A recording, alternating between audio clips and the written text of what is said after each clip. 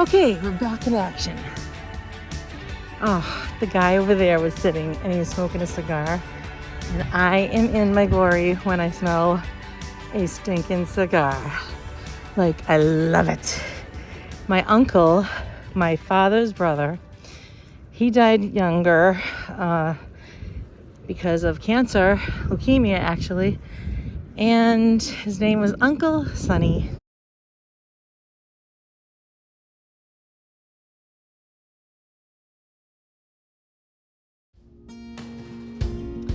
Vincenzo. They didn't call him Vincenzo that I know of, but that's probably one of my favorite names besides Anthony. And he owned a funeral home. My grandfather, my father's father,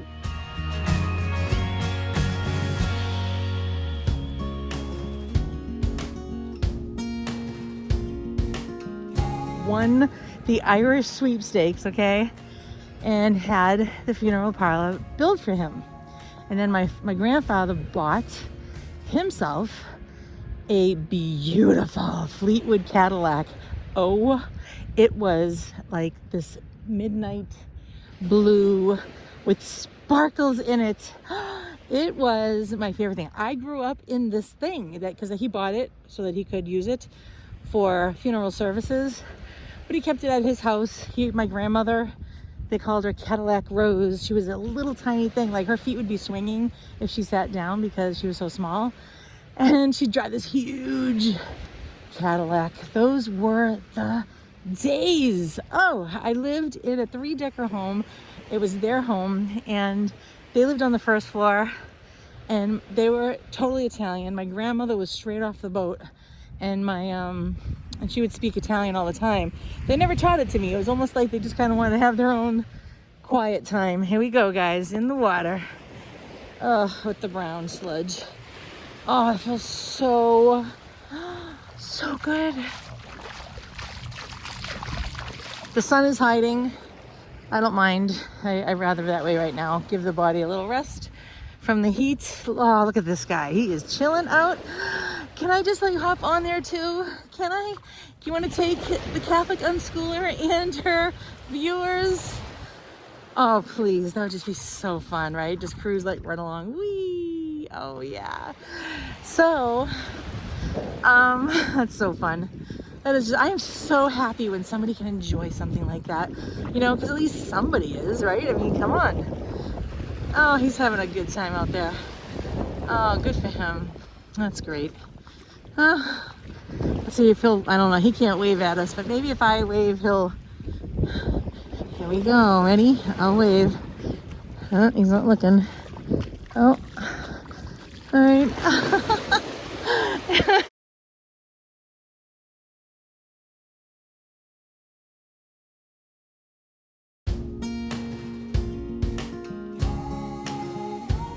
He waved. Okay, so I just had the best childhood.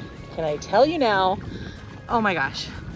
So my grandfather had a funeral parlor built for his son, and so that was my life growing up, is going over there. My cousins, all my cousins, they lived upstairs from the funeral parlor. A couple of times they brought me and my brother David downstairs to see the corpses, you know, when they were in the caskets. And I know it's terrible. We didn't disrespect them at all. It was just a peek. And then we would go over there every Sunday, and we would have these elaborate lunches on Sundays. It was spectacular. So fun. But I remember being in his office as a little girl, and this is why I don't mind trying to run a business for myself, because I saw my uncle, you know, and I would smell the cigars. All the big, you know, all the big guys in the suits, and, you know, they're talking like this, hey, Tony, you know, and they would all be smoking the cigars, and that's what I was raised around. And so whenever I smell a cigar, it brings me back to Uncle Sonny. And one day, one day we will all be together again, as long as we do the right thing and please the Lord, right? And so, look, see, so we did pretty good. We walked all that so far, and it has taken us, I think we started at 11, quarter of 11, right? Was that right? I don't even know now. All right, I'll have to watch the video again, sorry. However, so listen to the water. Oh, it's so nice. Oh, so it looks gross. I know it's all seaweed. That's why it's lighter over there and then darker. Oh, here comes the sun. Do do do do. Yeah. So growing up in my grandparents' house, oh, was I didn't know anything else, but it was the most magical. I can say that. We lived on the second floor. They lived on the first. And friends lived up, neighbors I should say, lived on the third floor.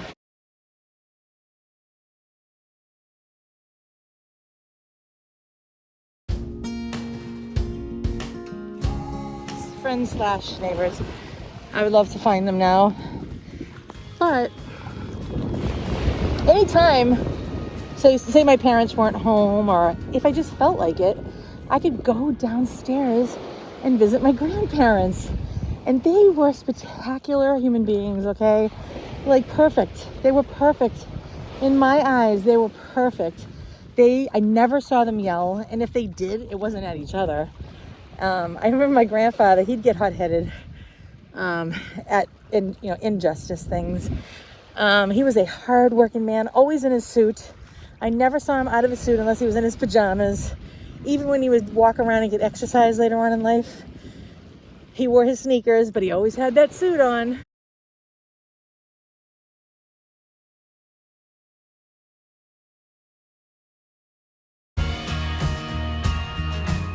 Yep, wonderful man. Hardworking, took care of his car, took care of his property, took care of us, all of us. And my grandmother, she was the staple in the family. She took care of the home front. You know, she used to always take me food shopping, and I would sit in the carriage, facing her, and she would push it along. And I just learned. She would never, I don't remember her like educating me. Maybe she did. Who knows? But just watching. That's why I don't force my kids to do the things that I am supposed to be doing. Like all the land that I bought, I never had my children change their siblings' diapers. I figured it's my baby, it's my job. I had them because my grandmother, she didn't lay that all on me. She basically just had me with her, so I could see how she would go into the garden, the little garden that she had, and we would pick grapes together. She'd take me food shopping, and I would just watch her, and she cleaned the house. She would have me, she never said, here, vacuum, it's your job. Never. I'd sit there and watch Price is Right. Or I remember sitting there watching soap operas all the time. And God, I love it so much. That's why I have to live an upright lifestyle. I have to. For God, for sure. And for my soul. And also with dignity. For the sake of all of my relatives that lived an upright life. I'm not going to go mess it up and do something stupid to dishonor everything that they had done. No, I'm a product of them. And I'm a proud product of them. Hardworking people, just took care of everything so nice. Just my grandmother would cook everything from scratch, like literally. She would make sausages with this machine, the casing with the sausages. And it was just wonderful. I was always there beside her. Always. I remember her giving me a bath all the time. She was washing me in the bathtub, in the kitchen sink, always brushing my hair, just taking great care of me as though I was some prize. Yes. And that's why I'm just so, I could cry just thinking about them. My poor grandmother, I did not know this when I went to Germany at 13. I knew later she died. I don't remember anyone telling me that she was sick, but she died of colon cancer. And from my understanding, when I asked questions, she died a very painful death. And so I always pray for her now, because God is in all time, and I want to ease her suffering. So that's what I do. I pray for her, you know. And then there's my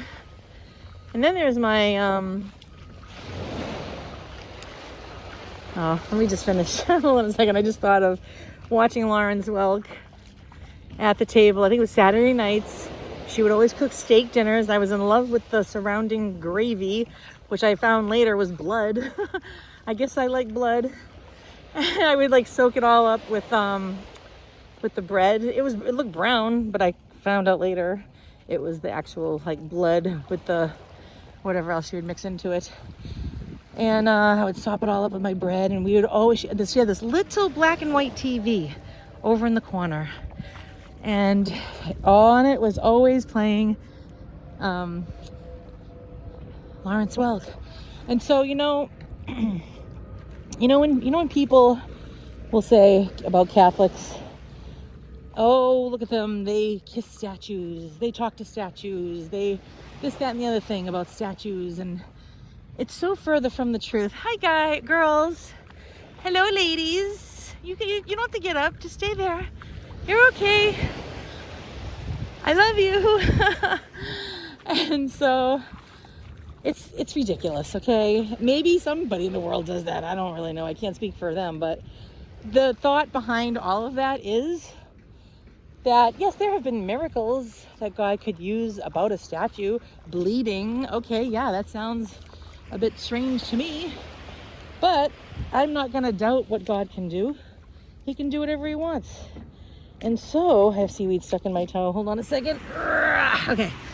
But just like I treasure watching Lawrence Welk, or when I see my grandmother's shorts with her hair on it, I found it. I'm like, oh my gosh, I put it in a special baggie. I label it and I hug it. I touch it. I talk to it. Nana, I love you. You know what I mean? Come on. Don't act like you don't know what I'm talking about. We hold on. We're physical. We're not only, I know the Bible says, the flesh, it dies and everything, but we're going to get it back. We are. This is who we are. We're not only spirit. We are both. I know that the flesh after Adam and Eve, I gotta get out of this water. It's getting kind of gross looking. I don't know what's going on. But after Adam and Eve sinned, now we have fallen nature, and we do stupid things, and I'm just, that's why I love the beach, because it helps me to like forget all my worries. I don't know anything. I do not know about anything. But I can tell you this, that God is so good. Oh man, he placed me and my siblings into our parents' lives, which therefore then were our grandparents' lives, Like, he's so nice. And I had the best childhood ever. I lived on a dead-end street. My best friend lived in the 3-decker house next door, in the same window, right across from mine in the alleyway. It sounds like a story, right? A storybook. Her name is Stephanie Snow. Once a year, she sends me a Christmas card. Maybe twice a year, she'll send me another one. I see her once in a great blue moon. I see her sister more when I'm in my father's neck of the woods. And it is so wonderful. Our porches were right across from each other, and we would put a rope with a little bucket, right? And then we would tie the bucket to the rope, and we would send little messages, even though we could talk to each other. It was just fun. We were in the same class together. It was the best time ever. All my friends would be outside on my dead-end street. and they'd come down the road and we would just all be together. We were playing games constantly. Oh my gosh. And then the neighbor that owned my best friend's house, we still see him. He's still part of our lives. I see him just occasionally, great occasionally. And he used to have an apple tree in the front of his yard. And he would always allow us to come over and pick those apples when it was time. So exciting.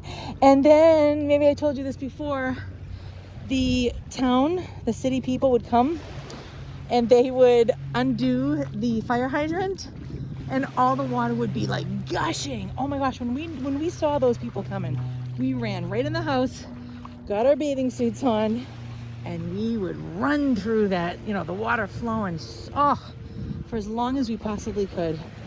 That was the highlight of the summer. Oh my gosh, so exciting.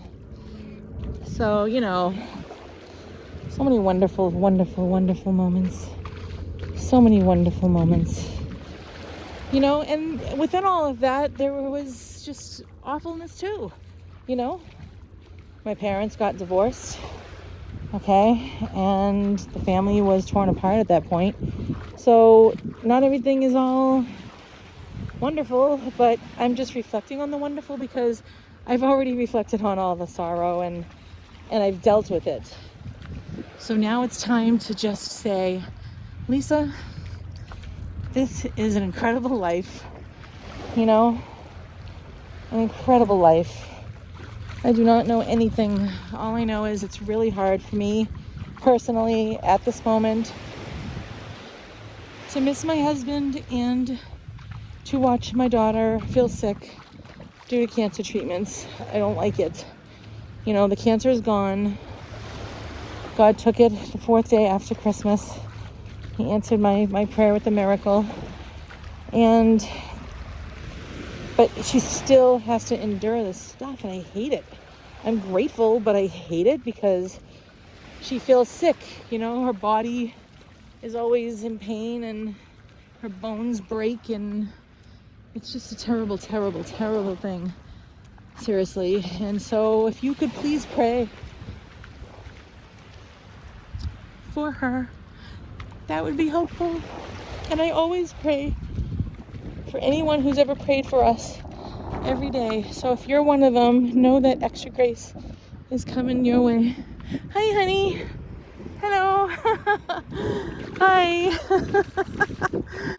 It's very interesting. I don't know the direction of my life. I don't.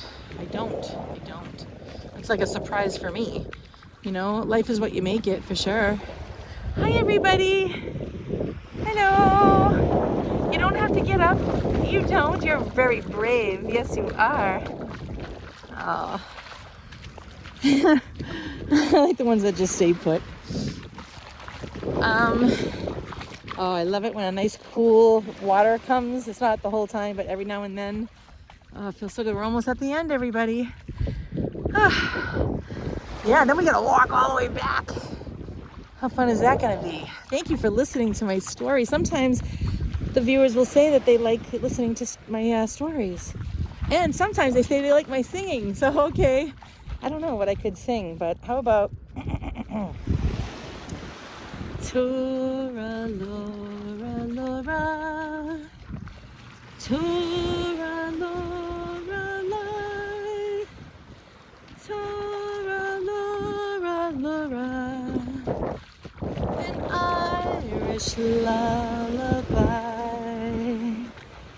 la da dee, la da da.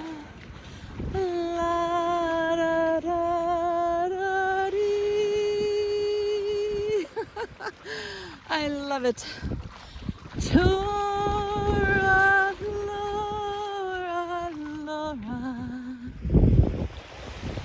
Hush, now don't you cry. Oh, I love singing. Do you know? I'm telling you my whole life. Okay, so did you know that I used to go up and down the street, right? I saw Little Orphan Annie. My father took me to see Annie, the play, in the big city. So when I came home, I was so inspired because I loved her.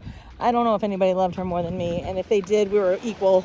And it was like so amazing.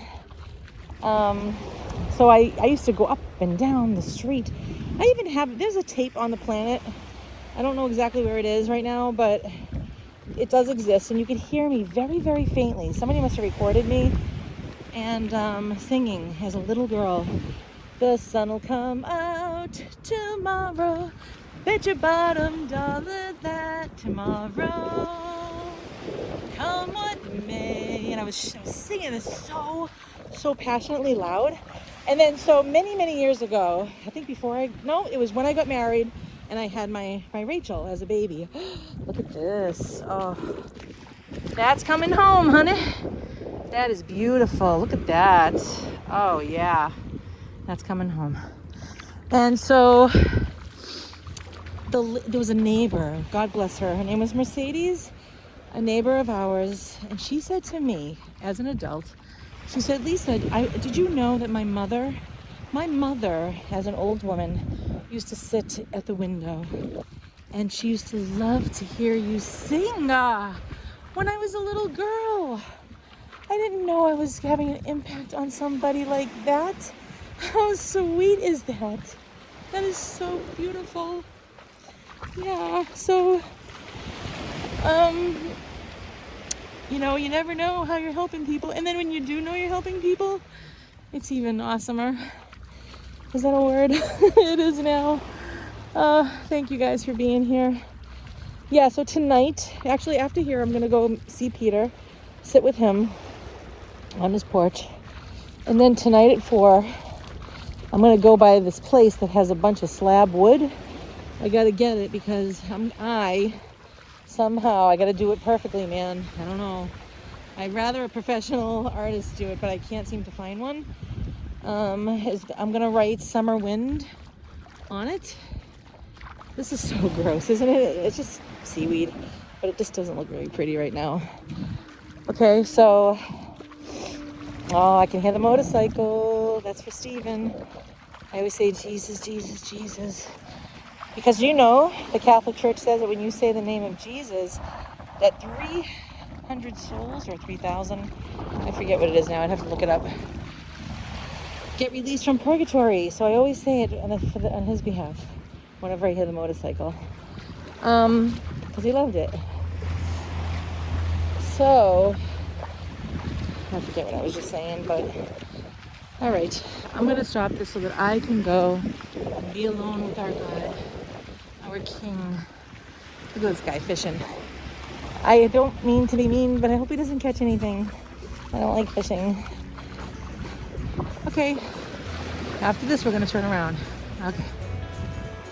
Good job, everybody, good job. I stopped and I looked, and look at these clouds. Look at how fun. They almost look like they've been drawn on the sky. It took an hour to walk that. It's now noon.